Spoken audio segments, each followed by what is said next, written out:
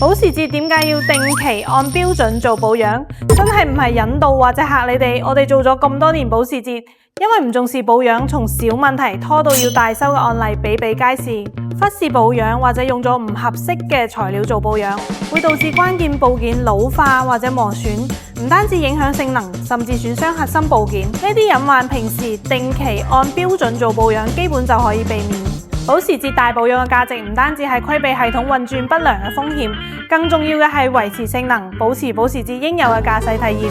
大保養包括更換機油、機油濾芯、火花塞、制動液、空氣濾芯、空調濾芯、變速箱油、分動箱油、差速器油，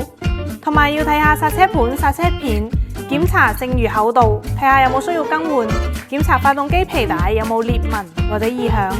我哋使用保時捷專檢電腦讀取車輛數據，根據實時車況定製保養方案，拒絕過度消費，做保時捷需要嘅保養，做讓你放心嘅保養，透明報價，實時反饋。港珠澳保時捷服務中心為每一位保時捷車主提供長久省心嘅專屬服務，後台私信保養為你提供專屬嘅保養建議。